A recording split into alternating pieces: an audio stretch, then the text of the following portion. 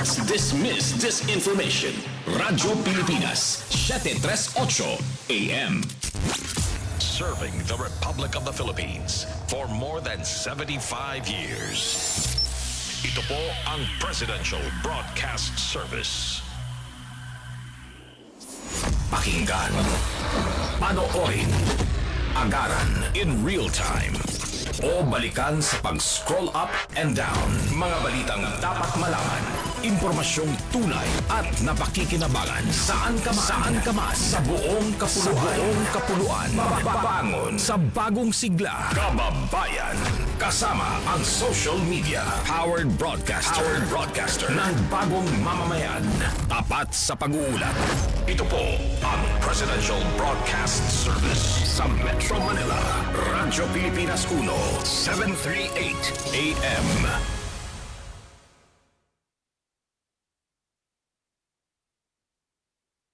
Philippine Standard Time, 9:01.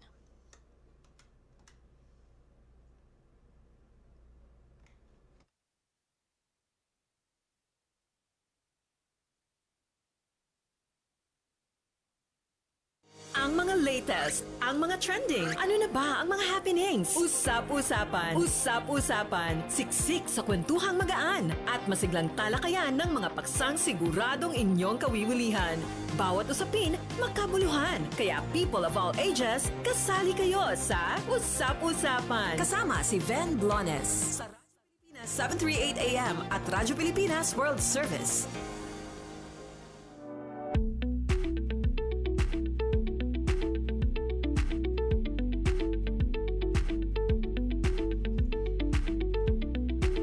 Okay, magandang araw po. Ngayong araw ng Sabado, ika-18 sa buwan ng Mayo, taong 2024. Welcome po sa programang Usap-Usapan. Ito po si Bea Gaza, pansamantalang humahalili kay Ven Blones sa programa ngayong araw. Siguro marahil ay tinatanong po ninyo bakit po ako yung kasama nyo ngayon. Si Miss Ven po ay medyo masama ang pakiramdam kaya sa next Saturday nyo na po siya makakasama. So, ako po muna ang inyong makakasama ngayon sa programa. Okay, pag-uusapan po natin syempre dito sa palatuntunang usap-usapan na napapakinggan sa 738 kHz sa inyong radio dial at sa bayang napapakinggan, napapanood sa official Facebook page ng Radyo Pilipinas 1 at syempre cross-posted po ito sa ating mother station, ang Radyo Pilipinas World Service. Pag-uusapan po natin sa episode ngayong araw ng Usap-Usapan ang sa unang bahagi, ang topic na Homo luzonensis expedition. Kasi kamakailan po ay naiulat na yung grupo po na nakahukay ng buto ng Homo luzonensis na nasa Cagayan, muli pong ipagpapatuloy ang paghuhukay. No? Siguro naririnig nyo na po yung pangalan ni Dr. Armand Mijares. Siya po ang ating makakapanayam sa unang bahagi ng Usap-Usapan, si Dr. Armand B. Mijares, archaeologist at professor po sa UP School of Archaeology. Samantala, sa ikalawang bahagi naman po ng ating palatuntunang Usap-Usapan, pag-uusapan naman po natin itong bagong trend sa healthy options ng mga pagkain. Ito pong microgreens. So, ano po ba itong microgreens at ang mga benepisyo nito sa ating kalusugan? Makakasama po natin si Sir Robert Almero, ang owner po ng Microgreens Philippines, para ipaliwanag sa atin kung ano ito at ang mga benepisyo na makukuhan natin sa microgreens. Okay, so para ipagpatuloy na natin ang ating programa ay pag-uusapan na natin ang unang ating paksa. Ready na po ba si Dr. Armand Mijares? Okay. So, antayin natin kasi actually nasa Cagayan siya ngayon at 6 weeks siya. No, kung hindi po tayo nagkakamali doon sa unang ulat ay 6 weeks nila isasagawa yung expedition at syempre nandun po siya sa kuweba, no, sa Calo Cave, no, sa Cagayan. At tayo po ay nagpapasalamat at mapalad dahil nagpaunlak po siya sa ating imbitasyon. Kaya yes, makakausap natin siya mamaya. Pero bago po pala yan, dahil ang pangunahing ano natin, no, ang pangunahing mandate natin ay para sa mga events ni Pangulo. So ngayong araw po ay meron po tayong event ni Pangulo. Ang pagdalo po ni Pangulong Ferdinand R. Marcos Jr. sa commencement exercises ng Philippine Military Academy, Bagong Sinag Class of 2024 sa Fort del Pilar sa lungsod ng Baguio. So bago pala tayo magsimula sa ating paksa, papasukin po muna natin ang pag-uulat ni Jong Munar mula RP Baguio. Mula sa Presidential Communications Office at Radyo Pilipinas Nationwide, ito ang Presidential Live Event. Presidential Live Event. Yes, magandang umaga. Dumating na nga ang Pangulong Ferdinand Marcos Jr. dito sa Philippine Military Academy para pangunahan ang commencement exercises para sa bagong Sinag Class of 2024 o bagong henerasyong gagampanan ng tama, serbisyo, integridad at nasyonalismo ang aming gabay o bagong Sinag Class of 2024. Kanina lamang ay binigyan ng arrival honors ang ating Pangulong Marcos Jr. na sinalubong ni PMA Superintendent Lieutenant General Rowin Tolentino. Kasalukuyan ang kanilang briefing dito sa may Kabunyan Hall bago magtungo ang ating Pangulo at iba pang mga opisyal dito sa Fajardo Grandstand. Sa mga pagtatapos ay tutungayan ng ating Pangulo ang may 278 mga graduates o kaya magsisipagtapos ng mga kadete na kinabilangan ng 224 na mga lalaki at 54 na mga babae. Mula sa naturang bilang 144 ang sasanib sa Philippine Army, 62 sa Philippine Air Force at 72 sa Philippine Navy. Ang bagong Sinag Class of 2024 ay pangunahan naman ni Cadet First Class Janet Elumba bilang class valedictorian na tubo ng Surigao City, Surigao del Norte, natatanggap ng Presidential Sabre Award mula sa Pangulong Ferdinand Marcos Jr. Maya-maya ay ating tungayan na maging mensahe ng ating Pangulo at iba pang mga mensahe mula sa ibang opisyal at maging ang pagkakataon kung sakali man ay magkakaroon din ng pag-iba-ugnay ng ating Pangulo sa ilan sa ating mga kasamang mamahayag. Mula pa rin dito sa Philippine Military Academy, Fort del Pilar, Baguio City, Jong Munar para sa Radyo Pilipinas. Mula sa Presidential Communications Office at Radyo Pilipinas Nationwide, ito ang Presidential Live Event. Presidential Live Event.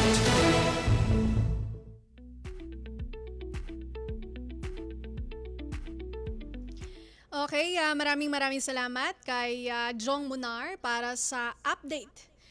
Tungkol nga po dito sa pagdalo ni Pangulong Ferdinand R. Marcos Jr. sa commencement exercises ng Philippine Military Academy, Bagong Sinag Class of 2024 sa Fort del Pilar sa lungsod ng Baguio. Congratulations po sa mga magsisipagtapos at syempre dun sa nabanggit ni Sir Jong, ito nga si Janet Elumbre, tama po ba? Ang aking narinig kanina, siya po yung valedictorian ng class nila, no? Okay, so sa mga nakikinig po sa 738 kHz Radyo Pilipinas 1 at sa mga nakikinig nood sa ating Facebook live streaming, nabanggit po natin kanina na makakausap po natin sa unang bahagi ng ating palatuntunan si Dr. Armand B. Mijares, isa pong archaeologist at professor ng UP School of Archaeology, para ibahagi po sa atin ang kanyang update sa expedition na isinasagawa dito nga sa bagong tuklas na Homo luzonensis. So, makakausap na natin si Dr. Armin. Okay, tinatawagan pa lang pala ni Wen.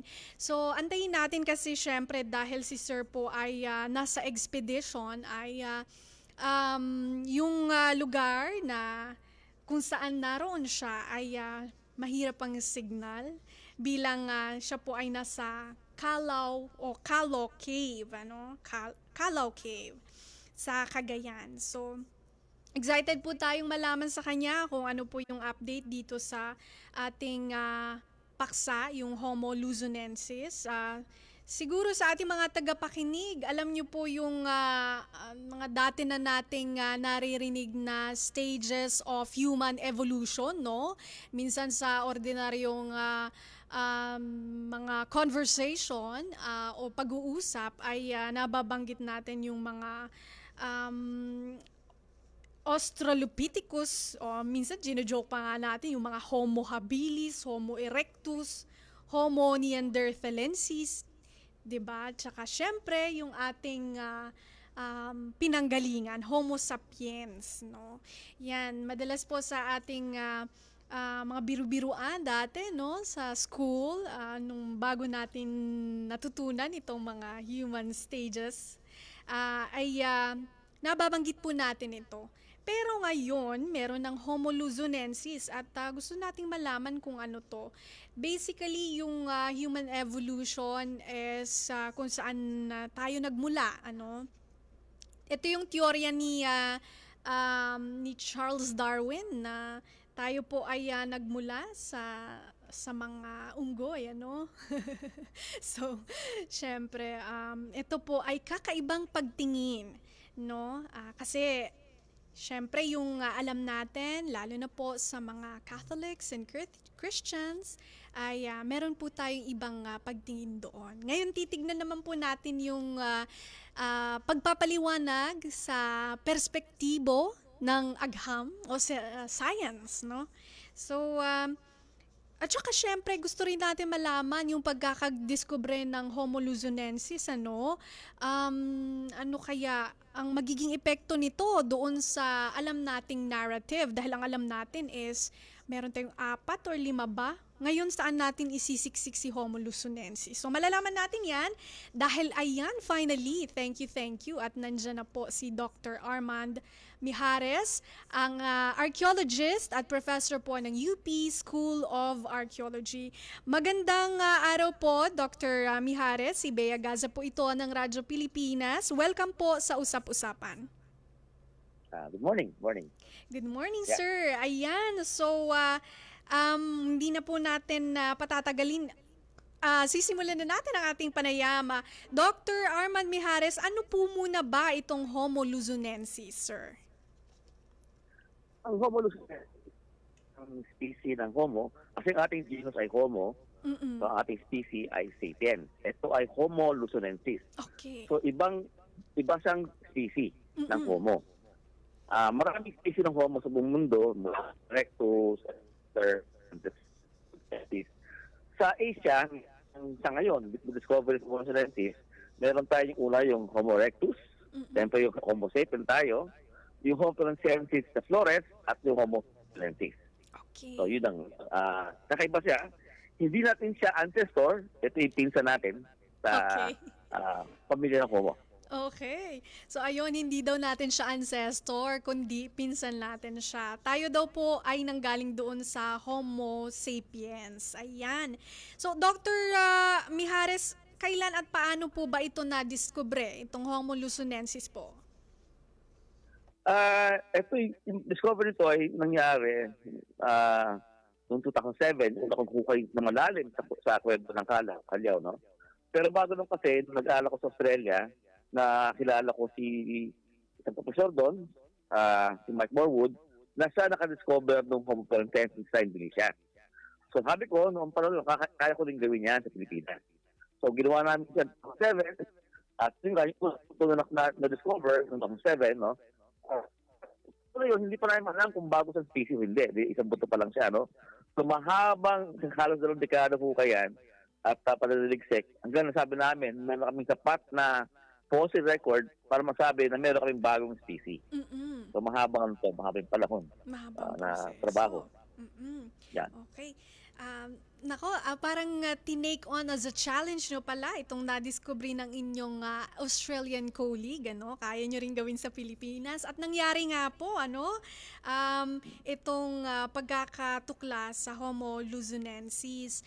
Ngayon po, Dr. Mijares, maaari niyo po bang ipaliwanag sa atin ng mas malalim pa o malawak ito pong ano po ba yung relasyon natin ng Homo luzonensis sa ibang human species? Sabi nga lang, Pisa, dahil na Homo sapien sa buong mundo, nagaling sa Africa. Okay? Pero bago lumabas na Africa, may Homo yung tao, umabot 1.1 years ago. O yan, no? So, maaring sila yung ancestor ng Homo luzonensis at hindi ko alam. Pero ibig sabihin, may mga una ng tao dito, ibang uri ng tao, nakaabot sa Pilipinas bago pa tayo lumabas sa Pilipinas. Okay.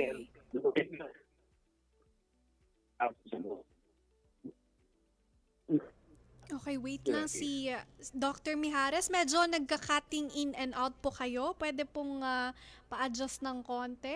Pitik po tayo sa kabilang dako para maging mas malinaw po. Okay. Hello, Dr. Mijares. Okay, sandali lang. I-establish po muna natin ng mas maayos ang connection natin kay Dr. Mijares kasi maganda po yung pagpapaliwanag niya doon sa bagong discovery nga na ano. Maganda kasi itong pag-usapan dahil lalo na po kamakailan, kahapon ba yun na nagkaroon ng event si Pangulong Ferdinand R. Marcos Jr. dito nga sa Ilocos Norte para sa tourism, na makakatulong to sa tourism. Ayun, bumalik na pala. Hello, Dr. Mijares, yun. Nawala po kayo kanina, medyo nagka-cutting in and out, which we understand. Opo, which we understand kasi alam namin na nandun po kayo sa expedition location, ano? So, ayun, kanina po ay kinukwento nyo itong kung ilang years na at saka yung relationship po ng Homo luzonensis sa ibang species. So sige po, continue po tayo. Hindi ko lang naputol. Bago dumating yung mga Homo sapiens sa Pilipinas, sa region natin, merong ibang tao. Puro ng tao. Opo. So, pero yung pagdating natin, nawala sila. Okay. Naging extinct. Kaya wala tayong kugnayan sa kanya. Pero, ano siya, dahil siya ay Homo, sapiens natin, na Homo sapiens. Okay. Yun na siguro pinakamadali. Sige po. Ito naman po, Dr. Mijares, paano po kaya napunta yung Homo luzonensis sa Luzon? Dito Yun sa ang malaking Pilipinas. problema. Hanggang ngayon, hindi ko pa masagot. No? Yun ang natalayak namin. Kasi nga, maraming kasing teorya, maraming hypothesis. Yung gawin, no? Kasi una-una, hindi siya ganun ka-modern. Modern yung kasi. Meron sa kapasidad, gumawa ng bangka, tumawid ng mga dagat, no? Pero Luzon ay yung isla. So, para sa nakatawid ng maraming dagat, no? Yes. Para maabot dito, hindi nila alam. Dahil tayo mag-hypothesis, no? Yung hypothesis, pagkaroon ng malaking tsunami sa Mainland Asia, Okay. tapos nakuha yung chunk of land na yun, dito nila sa Luzon. Pero sa akin pa na, mahirap yun kasi pag tilma ka ng tsunami, patay ka. Oo nga po. At kailangan mo ng populasyon para dumami kayo, no? So, maaaring yung ating idea ng modern humans lang kaya tumuwid ay mali. Baka kahit mga klaseng humans, meron sila kakayanan na gumawa ng mga kahit at sinibal tax o raft, no? Pero kailangan natin i-test yan. Problema kasi natin, hinaharap namin yung sa dumaan, no? Isang test namin, wala sa Lawa ng Mindoro, kaya lang unsuccessful. Wala kami nakita similar item sa Mindoro. So ngayon, yung sa grupo ko ngayon, na working doon sa Eastern Seaboard, no? Kasama Leyte. Okay. O baka kasi doon dumaan yung kanilang yung paglakbay na para makaabot sa Luzon. Pero yung sagot dyan, hindi pa natin alam. Okay. Yan ay yung tanong na gusto namin sagutin. Okay. Ayun. Aabangan po namin, no, kung meron po kayong, or kung mabubuo natin yung kwento para doon sa tanong na to, kung paano napunta yung Homo luzonensis sa Luzon. Itong nabanggit pong pagpapaliwanag ni Dr. Mijares, which is yung sabi niyang hypothesis, ano? Parang educated guess, no, sa science, no? Nakakatuwa kasi meron tayong mga parang teorya kung paano napunta. At excited tayong malaman, no, kung mapuprove or kung madidiscover nila, may artifact man dyan na matutuklas nila para makapagbigay po ng kasagutan dito. Anyway, Dr. Mijares, ano naman po yung epekto ng pagkakadiskubre ng Homo luzonensis sa alam nating kwento ng evolution? Kasi 'di ba po ako nung bata ako, meron tayong yung stages of human evolution, tapos may mga larawan, 'di ba, from monkey hanggang sa yung makapunta na yung picture doon sa hugis tao talaga. Ngayon, dahil may Homo luzonensis na, maiiba po yung naratibo. Ano po yung magiging epekto nito? Saan natin isisiksik si Homo luzonensis, sir? Hindi kasi pananaw sa human evolution ay linear. Ang isang tao, magbabago, kung mas na tao, so linear ang pananaw. Nakita rin mali yun. So, ang human evolution ay para sa puno, marami siyang branches. May isang branch na putol, hindi din lumaki, hindi din bugo. Bahagi ng puno, na lumago, tuloy-tuloy. Yun ang Homo sapiens. So, marami tayong mga side branches na Homo, yung Homo floresiensis, Homo luzonensis, lahat yan dead end. Even after naging extinct sila. So, ang ngayon, Homo sapiens lang, ang member ng Homo genus, ang buhay. Lahat namatay na. Ang dami yan, mga sampubustian yan, PC na namatay, no? Ang tulong ng Homo luzonensis, una, para sa Pilipinas, inilagay natin sa mapa ang Pilipinas. Dati na lang tayo, observer lang tayo. So, ang karamihan ng focus ng Asia sa Indonesia. Sabi yung Homo floresiensis, andun yung Homo erectus, wala tayong gano'n. Pero ngayon meron na. Meron tayo talaga aktual na kontribusyon doon sa debate na paano nagbabago ang tao sa panahon. Meron tayo concrete evidence. Pero kailangan natin itulat kasi konti pa yung ating kaalaman na pwede pa tayo maraming contribute sa science na ginagawa namin ngayon. Opo, ayun nga po, nakakatuwa, no? Kasi nailagay nga natin sa mapa yung Pilipinas in the scientific aspect, ano? Kasi diyan na discover nga itong Homo luzonensis. Dr. Mijares, kasi doon po sa mga na pag-alaman natin na mga articles po na naisulat na or naiulat, yung Homo luzonensis, meron po siyang, sabi nila, 67 years old na yung buto na na-discover po ninyo. Pero I think merong iba na 134,000 years. So, ano po ba talaga yung edad nung natuklasan ninyo? At saka paano po ba natin nalalaman kung gaano katanda yung isang human remain, sir? Yung marami kasing ibang dates na lumabas na, no? At natin mas tama, no? So, yung pinakabatang date natin sa Homo luzonensis ay nasa 54,000. So, alam natin, after 54,000, naging extinct na siya. Yung pinakamatanda ngayon ay 134,000. Okay. Medyo malaki. So, mahaba rin siya nabuhay sa Pilipinas bago siya nawala, no? Pero 134,000 years old na date ng pinakamatanda, ay ang tawag namin doon minimum age. Kasi hindi ginamitan namin ng ibang dating technique. Ang tawag doon ay uranium series. Yung karamihan kasi kailangan ng mga tao, yung radiocarbon dating. Yes. Ang problema sa radiocarbon dating ay hanggang 45,000 lang siya pwedeng gamitin. Kapag lumpas ka ng 45,000, wala lang carbon, wala ka ng date. So, gamit ka ngayon ng ibang klase ng dating technique. Isa dyan ay uranium series. Ano yung uranium series? Ang uranium ay para sa soluble yan, nasa lupa yan. Kapag namatay ka, yung buto mo, na-absorb mo yung uranium. Okay. So, sa laboratory ngayon, pwede mo tingnan yan, ang ganong kadaming uranium na-absorb niya through time. Doon pwede ma-estimate yung edad ng buto. Ang problema sa uranium series ay hindi siya constant. Minsan, kapag mainit, yung buto, imbis na mag-absorb ng uranium, naglalabas. Kaya sabi namin, ang pwede mo lang limit sa kanya is minimum age. Halimbawa, yung edad natin na 134,000 minimum age, no? Pwede siyang tumanda pa ng 200,000. Hindi natin alam yun. Kaya gumagamit kami ngayon ng collaborative dating technique. Okay. Ang tawag naman nito ay OSL. No? kuha ka lang, i-date yung isang grain ng lupa para ma-date mo siya, no?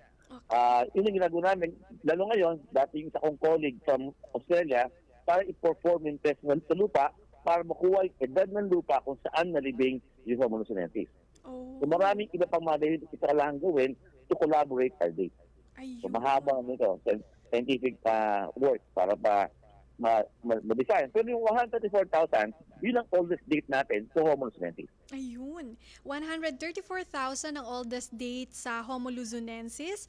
Ang galing po, no, Dr. Mijares, sa archaeology, meron pong iba't ibang pamamaraan para malaman kung gaano nakatanda ang isang human remain. Yung sabi ni Sir, carbon dating na 45,000 years lang ang kaya niya. So, meron tayong ibang paraan pa like uranium-based dating, tsaka yung OFL, parang soil sampling, no?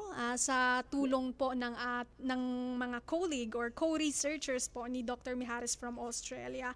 Ngayon naman, Dr. Mijares, kasi alam namin na kasalukuyan kayo nagsasagawa ng expedition dyan po sa Callao Cave, Cagayan. Tama po ba ang aking pronunciation? Yes. Ayun. So, kumustahin namin ito kasi 6 weeks daw po ito, no? So, pang ilang weeks nyo na po, Dr. Mijares? We're ending a second week, so we're going our third week. Okay. Second Second week. Okay. Ayaw naman po namin kayong pangunahan pero excited kami dito sa malalaman namin. So far, kumusta po yung progress? Ano na po ba yung mga nahanap nyo, karagdagang impormasyon? Or paano po ba ito ginagawa, yung expedition, sir? Yung saan ngayon kasi para matamaan namin yung fossil layer ng Homo lucenensis. Ang dali kasi yung almost 3 meters ang lalim. Oh, So nasa pa lang kami 1 meter. Oh, So malayo okay. pa bago kami nakataka nga doon. Eh pag-uhukay namin ay kasi every 5 cm lang hukay namin kasi may mga ibang cultural context sa act na kailangan i-document. Okay po. So hindi pwede paspasan siya, hindi namin ito sa hunter, so science pa rin namin nagawa. So para maabot namin, makarecover kami ng fossil, it will take 6 weeks na 6 weeks. trabaho. Okay. Ayun. Wala pa kami sa layer na malayo pa. Ayun. Pala kami. Oo. 2 more meters siguro. 1 meter pa lang, wala, no? Yung paghuhukay, At saka, i-take note, bigyan din lang po natin itong sinasabi ni Dr. Mijares na meron silang tinitake note din na cultural context, Kasi doon po natin mabubuo yung kwento, no? Hindi lang sila naghuhukay, inaaral din nila yung konteksto, no? Ng kanilang analysis para maipaliwanag yung kwento din nung taong nabuhay nung mga panahon na yon dun sa natuklasan. Okay, so syempre antayin natin, 2 weeks pa lang po sa expedition sina Dr. Mijares, kaya eto naman po, siguro final message na lang po natin, Dr. Mijares, para sa mga nag-aabang, yung mga science enthusiasts dyan. Final message, sir. So, sa akin pa kasi, marami pang pwede makontribute ang Pilipinas, no? Science. So, yung ginagawa natin, isa pa lang to, no? Pwede tayong makapag-competensya, no? Iba't ibang mga tao sa mundo, yan yung ating siyensya sa Pilipinas ay umunlad na. Pwede tayong magkapatan na sa kanila, no? Yun ang aking yun. At sa ngayon, yung Homo lucenensis nakita natin, dito pa lang yan. Marami pa tayong pwedeng hanapin. Ang laki ng Pilipinas. Yes po. Kailangan natin mas maraming archaeologists para maghanap, no? Ng mga magkakandang makultura sa Pilipinas. So, kailangan tuloy-tuloy yung training ng mga bagong mga archaeologists, no? At i-distribute. Hindi lang sa Luzon, no? Sa Visayas, sa Mindanao, ang laki ng Pilipinas. Ang tingin ko, malaki ang ating contribution kung mag-focus tayo doon sa siyensya. Okay. Ayun, maraming salamat po Dr. Arman B. Mijares. Siya po ay archaeologist and professor ng UP School of Archaeology. Sir, sa uulitin po pag may update po ulit kayo. Gusto rin po naming malaman. Okay. Sige po, ayan. Okay, so para sa ikalawang bahagi naman ng ating palatuntunan ay abangan natin ang pag-uusapan natin tungkol sa microgreens. Pero bago po yan ay magkakaroon muna tayo ng mga ilang paalala. Sa paghahati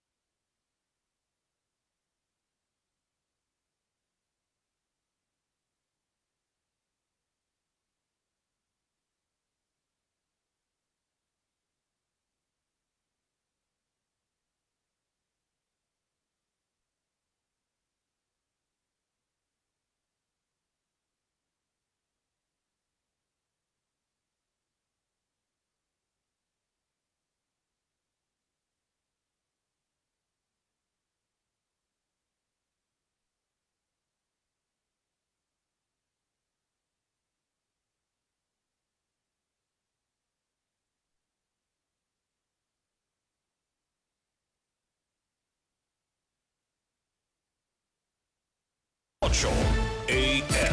Mga kwentong nakakatuwa. Mga usaping kapupulutan ng aral. Usap-usapan. Kasama si Ven Blones sa Radyo Pilipinas 738 AM at Radyo Pilipinas World Service.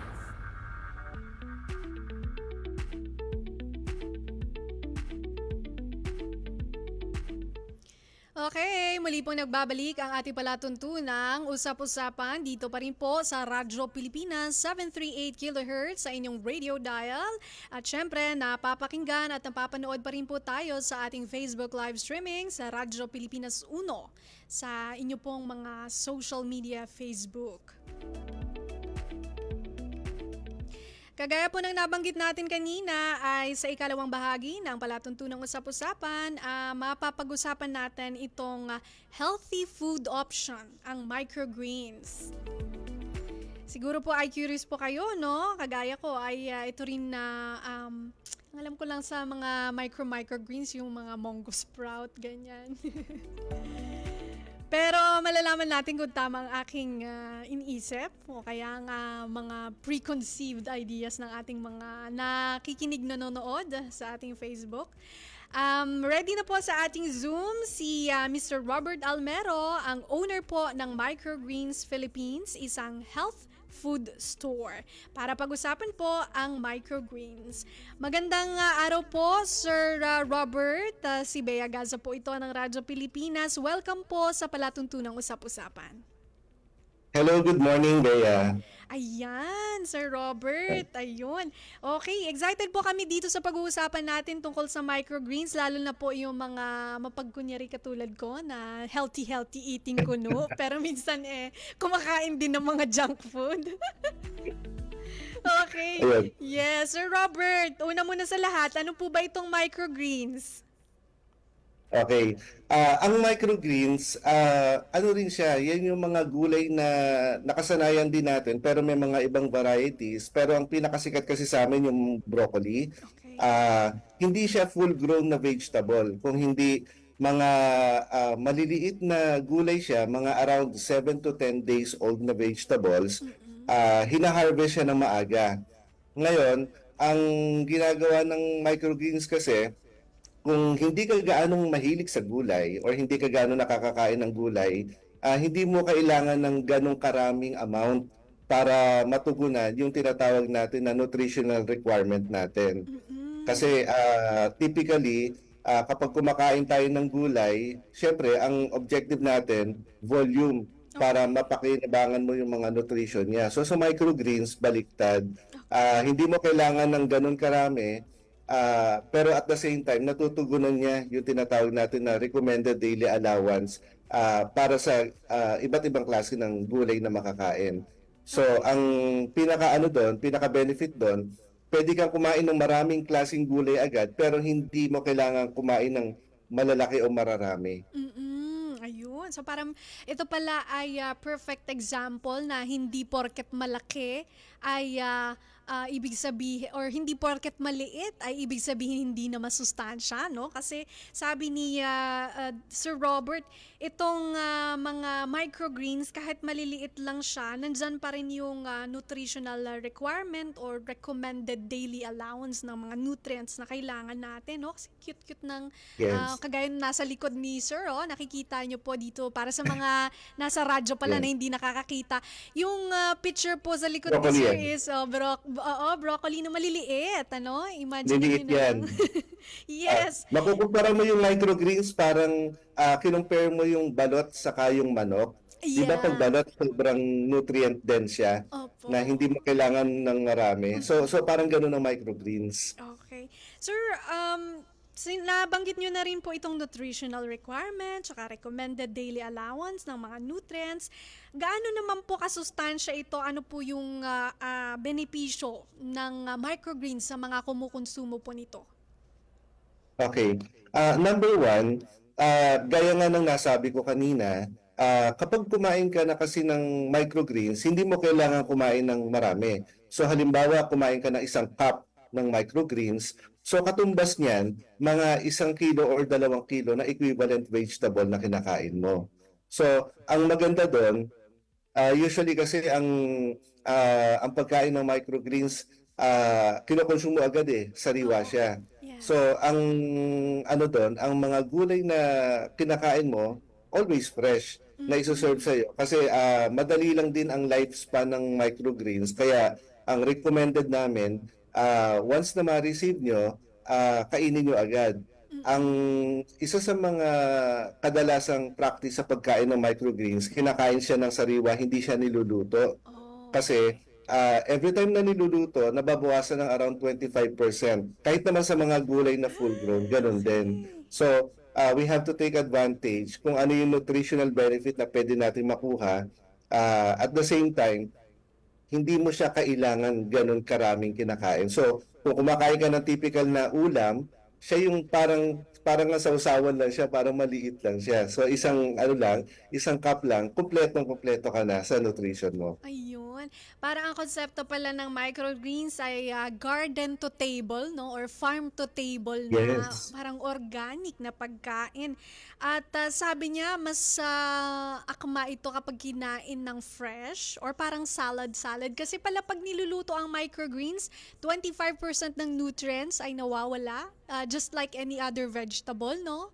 Sir Robert? Mm-mm. Pero iko-correct ko lang hindi organic ang microgreens. Oh, okay. Kasi ang pagtatanim kasi ng microgreens, lalo na dito sa syudad, ang ginagamit namin ay yung tinatawag na hydroponics. Oh, So, hydroponics. Oo, ang organic kasi gumagamit ka ng lupa. Okay. Sa hydroponics, gumagamit lang kami ng growing medium katulad ng coco coir, yung galing sa coconut husk. Yun. Okay. Tapos ang ginagamit naman namin diyan, kaya sa hydroponics, yung water nutrients. Okay. Ang maganda kasi sa microgreens, hindi niya gaano kailangan ng nutrient galing sa labas kasi from seeds tutubo siya, kaya niyang patubuin yung sarili niya. Hindi katulad ng magpapalaki ka ng full-grown vegetable na may stage kasi yung halaman na kapag lumaki pa siya ng kaunti, kailangan niya ng kumuha ng nutrition galing sa lupa. So sa microgreens, 7 to 10 days lang kasi tayo Yes. So yung galing sa buto niya, kaya self-sustain siya. Bigyan mo na siya ng tubig. Okay na siya. Pero sa amin kasi malinis yung ginagamit na tubig namin, hindi yung ordinary na tap water. Yan. Saka minsan, nilalagay, depende sa klase ng vegetable, minsan lagyan mo konti calcium, lagyan mo na, yung mga ganun lang. Pero hindi siya yung katulad ng organico na ginagamit natin minsan yung mga dumi ng hayop, yung, walang ganun, walang fertilizer, walang pesticide. Okay. Sobrang linis. Okay. Ayun, thank you Sir Robert. Talagang isang very informative, no? Kasi napag-iba natin ngayon yung organic tsaka yung tinatanim naman using the hydroponics. May pagkakaiba pa pala yun, ano? So, thank you Sir Robert dito sa new information na to, no? Sa ating mga listeners. Ngayon, alam na natin kung anong pagkakaiba, no? ng organic at saka ng mga tinatanim using the hydroponics. Okay, nabanggit nyo na rin kasi yung klase ng pagtatanim, ano? Ito naman po, masailan po bang alagaan ng microgreens, Sir Robert? Kapag hindi mo pa naiintindihan kasi kung paano tumutubo ang halaman, medyo may challenge kasi ang microgreens hindi naman siya tinitreat as full-grown na vegetable Nasa seedling stage lang tayo. So dapat parang marunong ka mag-alaga ng batang halaman. Yun. So ang ginagawa namin diyan, number 1 kasi pinakaiwas-iwasan namin gumamit ng tinatawag na farm seeds. So sa seeds pa lang, bakit?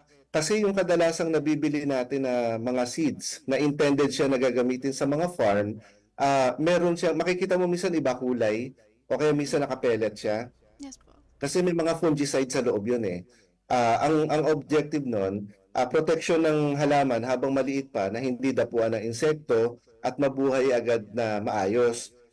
Sa microgreens kasi, hindi po pwede yung ganon dahil yung mga pelletized, usually may chemical na sila. May fungicide nga, may fertilizer. So sa amin, ang binibili naming seeds, yung intended for microgreens na walang ganon. Dahil yung mga fungicides na nasa farm-based na seeds, hanggang 15 to 20 days nandun pa yung epekto ng gamot. So, kami nag-harvest kami ng 7 to 10 days. Dapat Oo wala nga siyang po. ganun. Mm-mm. So, yun. Kaya sa seeds pala magkaiba na. Mm-mm. Tapos, ang pagtatanim naman yan, usually nakatrace lang siya. Indoor farming kasi kami. Hindi Yes. kami yung nasa labas. Hindi rin naka-greenhouse. So, wala kaming problema sa bagyo, sa sobrang init katulad ngayon. Kasi house siya eh. Opo. So, kahit alikabok, wala kahit isa. Kinukulambuan pa namin yan. So, Talagang parang baby. Microgreens nga baby naman, siya. ano? Kailangan Um, marunong ka daw mag-alaga ng baby na plant. Ayos yun. ah. Oo. Kasi 7 to 10 days, ibig sabihin, kailangan mabilis siyang anihin, ano? Tama ba? Mabilis siyang anihin, pero at the same time, hindi rin katulad ng ordinaryo na farm. Ang correction kasi nila kung ang gulay mo tumutubo ng 3 months, 4 months, kapag nagkamali ka, yung another season mo is 3 months, 4 months. Kami since 7 to 10 days lang kami, pag nagkamali kami, next week, may kukorek na namin. Sa bagay, ano? Oo. So, mabilis siya talaga. Mabilis anihin, mabilis ka ring umulit magtanim, ganon. Yun, ganun ka, Okay. ano. Okay. Sir Robert, sa tingin niyo po, bakit po ito sumisikat? No, kasi nagiging trend siya eh. Actually, sa aking, ewan ko lang kung ako lang, pero nakikita ko kasi sa Facebook, talagang meron ng mga options para, ang daming nakikita mga options for microgreens, ganyan-ganyan. So, bakit po sa tingin niyo sumisikat itong microgreens, Sir Robert? Actually ngayon, kung ibabase mo sa mga mamimili namin, number one, marami sa amin bumibili, alam mo ba yung mga galing na mga previous cancer patients na gumaling daw? Oh, Sa okay. kanila kasi nanggagaling na ito raw yung kinakain nila na mabilis daw sila mag-recover at ito yung pang-maintain nila. So, number two naman, yung mga taong on the go, kasi hindi siya madaling, ang tawag dito, hindi pala siya mahirap i-prepare. Oo. So, from galing sa ref, waswasan mo na ng tubig, pwede mo na siya agad kainin. So, kung mabilisan or fast-paced yung pamumuhay mo, hindi siya hassle i-prepare. Mm-mm. So, hindi siya kailangang isasahugan or something gano'n. Ayun. Tapos, yung pangatlo, pinakamaano ron, yung nutrition na makukuha mo sa kanya. Parang yung nakikita mo na letter A to Z na vitamins nandiyan sa kanya. Kasi kung anong gulay na kinakain mo, kung anong benefit nun, mas dinagdagan lang. Kasi nga, mas nutrition dense ang tawag sa kanya eh. Okay. Ayos kasi yung mga cancer survivors, syempre nagiging maingat na sila sa kanilang pagkain after nilang ma-survive yung Sobra kanilang silang conscious. Diba? So, itong microgreens pala ay perfect option para sa mga cancer survivor. Nakakatuwa po. At least, meron na silang pwedeng kainin maliban doon sa mga unhealthy na possible ka-affect sa kanilang mga kalusugan. Nabanggit po natin, Sir Robert, din sa ating pag-uusap na isa din sa kanyang benefit or dahilan kung bakit siya sumisikat ay dahil sa mga on the go, yung nagtatrabaho na kailangan gumising na maaga tapos mag-commute, parang ipapak lang ng salad, no? Microgreens. So, bukod po sa salad na pwedeng pag-prepare sa microgreens, ano po ba yung pwedeng gawin dito? Pwede po bang lutuin ang microgreens? Ano po ba yung mga or saan-saan po siya pwedeng ilagay maliban sa salad? Okay. So, bukod sa salad, pwede siyang gamitin sa isda, sa fish, Okay. sa mga meats, sa sandwiches, sa soup. Either na ipang-ibabaw mo siya or ihalo mo siya, pwedeng-pwede. At since ang nature niya kasi, isa rin sa mga nagiging clamor ng microgreens, dahil malinis siya. Yes. Sigurado ka na kapag microgreens yung kinakain mo, wala siyang pesticide, wala siyang fertilizer. Talagang yung gulay lang mismo. Oh. So, different applications, depende sa kinakain mo, pero kung pwede mo siyang ipang-ibabaw, pwede mo siyang gawing main. Okay. So, hindi lang naman pala siya pang salad. Marami pa rin sandwich, pwede siya sa mga fish, Soup. ganyan, no, Oo. soup. Ayun, so marami ka pa rin magagawa sa microgreens. Sir, ito naman po, Kasi nabanggit nyo kanina yung nasa likod nyo ay broccoli. Ano-ano pa po ba yung mga yes. Ano-ano pa po ba yung mga microgreens po na available sa Pilipinas o sa inyong store sa Microgreen Philippines? Ang madalas kasi, yan, meron ding radish. Yan, bukod sa broccoli, merong red beets, mizuna, mustard, and dun peas or pea shoots. Yan yung mga, yan yung available sa amin at madalas na in-order din. Okay. Paano nyo po nagawa or paano nyo po na-establish na tatag itong Microgreens Philippines, yung store po ninyo? Ano po yung nag-inspire sa inyo para gawin siya? Actually, number one, nakikita mo naman kasi ang laki ko, di ba? So, Opo, Sir Robert. So, Healthy options din ang peg nyo, ah. oo. Ang nangyari kasi, maniniwala ka ba na ilang years na kasi ako nagpapalaboratory eh. Laging, simula sa BP ko or blood pressure ko, pag nagpapatingin na ako sa doctor, pinapaulit sa nurse.